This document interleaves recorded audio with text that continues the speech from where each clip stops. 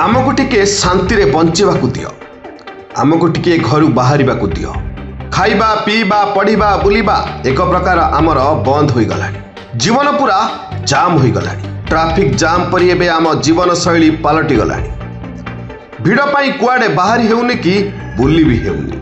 घो घो के एपरी शब्द परिवेश प्रदूषण रु एबे तो मुक्ति दियो।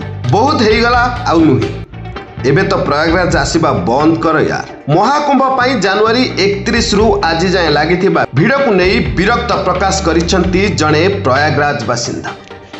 सोशल मीडिया रे पोस्ट करी निजर असंतोष व्यक्त करिसेंती। से केवल निज कथा लेखि नांती बरम सेठाकर लोक भोगुतबा समस्या कथा कहिसेंती। व्यक्ति जनक कहिसेंती सरकारी हिसाब रे महाकुंभ रेकर्ड करि सारिलानी आउ आतस्नान समय भी सरिलानी। ताहले कौन पाई एते श्रद्धालु भिड़ लगाउछंती? आस्थार कथा ठीक अछि ता बोली एते भिड़ जीवन पूरा अणनिश्वासी हो गलानी। किछि लोक ट्रैफिक जाम पाई आमको अर्थात स्थानीय लोकों को दायी करथुवा बेले मु दिने शहर बुली बाहरिली एवं जानिबा को चाहिली काहेकि आमको दायी करा जाउछि बोली।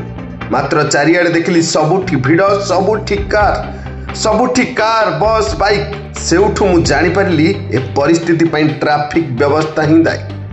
तेबे महाकुंभ रे बुड़ पकेइबाकू सारा देशरू लोक प्रयागराज आसुछंती। गाँ गाँ रु लोक जाउछंती। देशर कोण अनुकोणरू लोक गाड़ी करी प्रयागराज आसुछंती। किए बस रे आसुछि तो किए ट्रेन रे तो किए पुणी निज कार रे। गोटे गोटे गाँ रो लोके बस करी आसुछंती। सारा देशरू लोकंक आगमन गोटे सहर को हेउतबारु एठारे भिड़ बढ़ुछि। रास्ता सारा बैरिकेड लगाया भी भिड़र मात्रा को बढ़ाउछि। एते जाम देखा देछि जे 2 किमी रास्ता अतिक्रम करने को 10 घंटा लगी जाउछि। एथुर अनुमान करंतु प्रयागराज रे भिड़ केउ मात्रा रे हेउथबा।